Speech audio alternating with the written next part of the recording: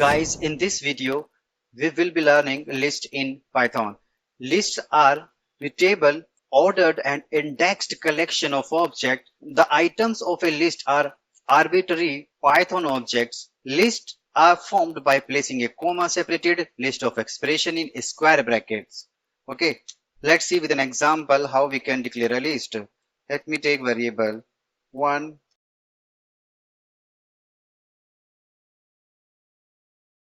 4. Let's print 4 x in y1, then print x. Let's run the program. You see, list values are printed. Now you can see the clear difference between a list and array is with a list we can store different type of objects or with different type of value. You see, it is a string, this is integer, this is float. But in array, we can only store same type of values. This is the major difference between array and list. Very first is the append function.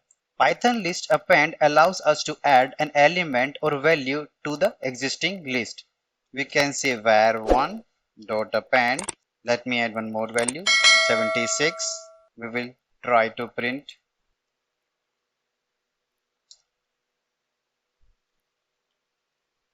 Let's run the program. You see, 76 is added into the list. Another operation which we can use, that is insert.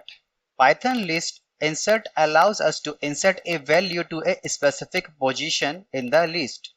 Let me copy. Instead of append, I'm going to use insert.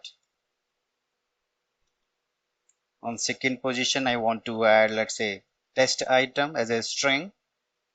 Okay, then we will try to print it again. Let's run the program.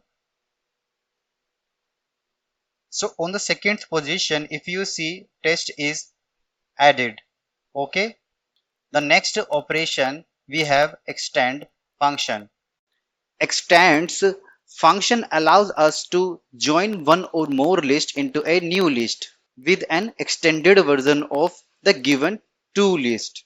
Right, I have taken another list with me, that is, let's say 1, 3, 4.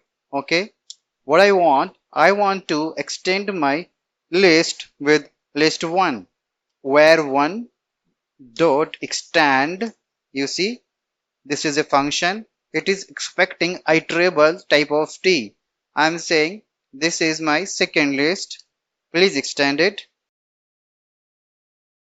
to print our array. So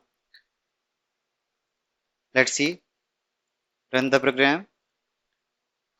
You see, this is our list 1, variable 1 array, and second list we have 1, 3, 4. You see, 1, 3, 4. So always whatever list you are passing to an previous one, with the help of extend method, it will be shifted to the last always, right?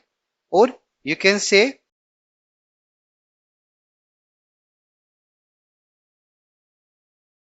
variable 2 list with variable 1.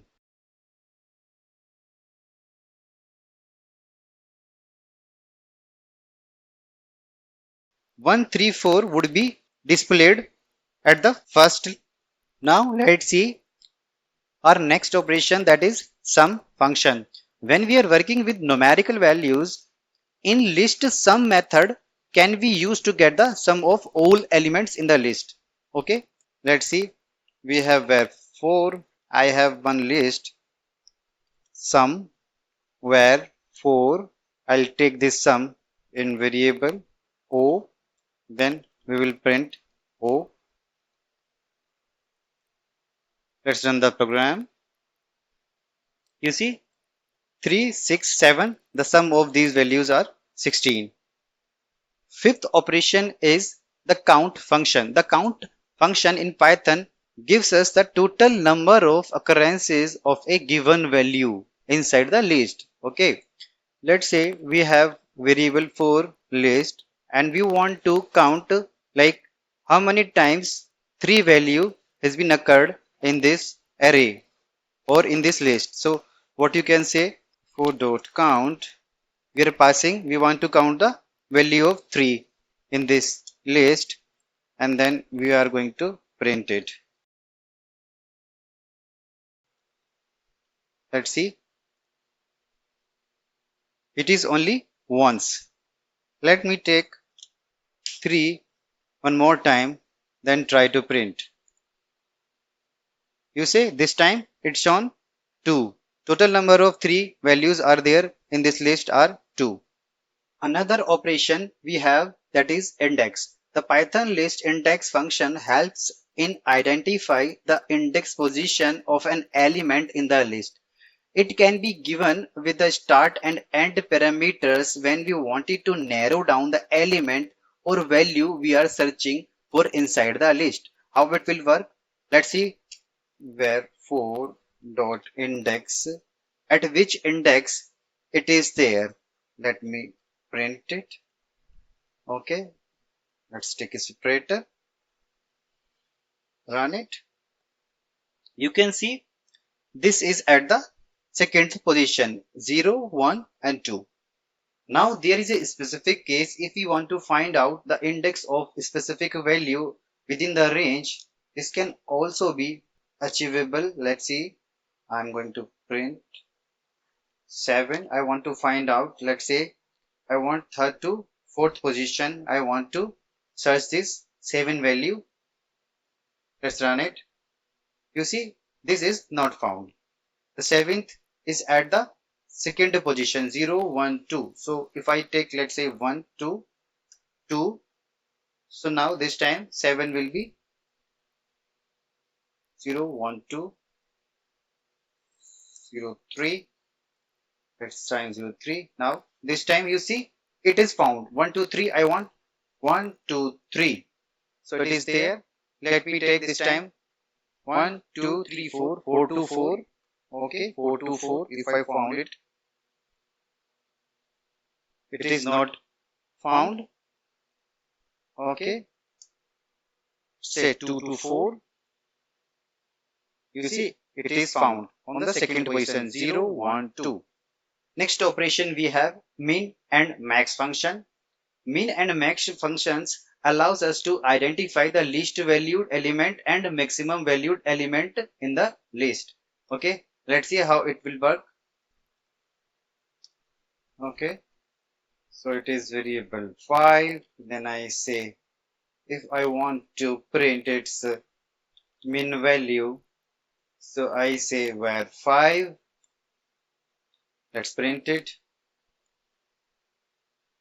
You see the minimum value of this list is, that is 1. You see 1 is printed.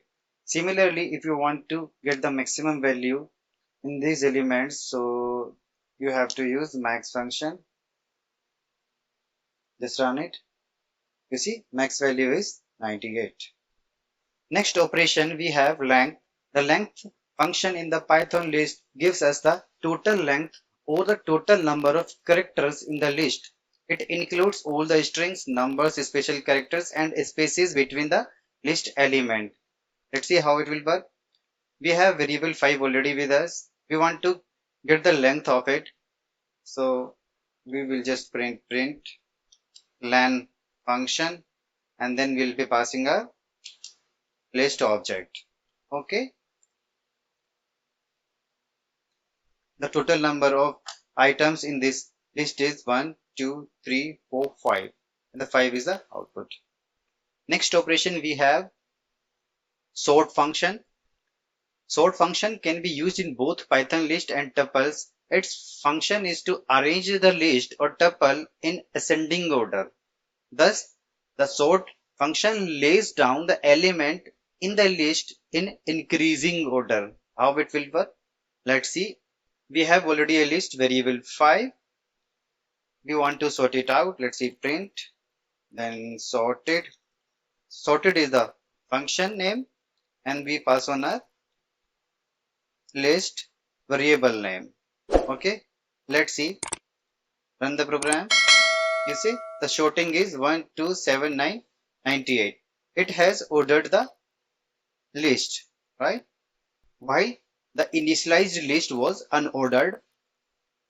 Next operation, we have a reverse operation. A reverse flag is given to rearrange the values in the list in descending order. How it will work? Let's see. We have a 5 dot sort. Here we are saying reverse. Reverse. There is a argument. Just enter. You can say that is true. Then we will print. Let's run the program. You see, it has not only sort the elements of the list but also reverse all the elements in the list. You see, next operation we have pop function. The pop function in the Python list is used to extract a specific element in the list. If the index parameter is not given, then the pop function by default gets the last element in the list. How it will work? Let's say we have variable 5. We want to pop out one item in the list. So let me say var 5 dot pop and then print var 5. Let's see, the one will be removed from the array or list. You see, the one is removed. Okay, if you want to remove any of the item from list with a specific position, then you can say this time let me remove the item from second position, that is 0, 1, 2, 7 will be removed. Let's print it again. Okay, let's run the program. You say 7 is removed. Next operation we have delete or remove functions.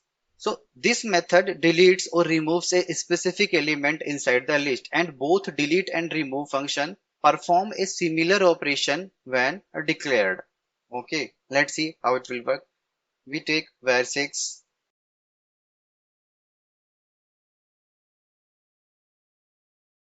Now I am going to delete one of the item from the list var 6 second position I want to remove, then I'll be printing var 6.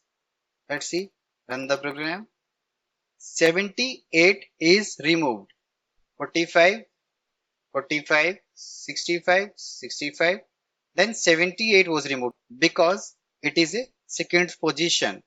0, 1, 2. Then we have 36. Okay. There is another example. If you want to remove any specific value from the list, then we can say, let's say var 6 dot remove.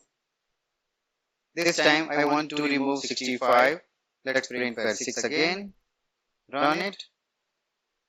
You see, 45 and 36 only as a output for this list. 65 is also been removed by using remove method. Okay. We have another feature with list, that is slicing. Slicing is again similar to array slicing. It gives access to a specified range of sequences element. How it will work?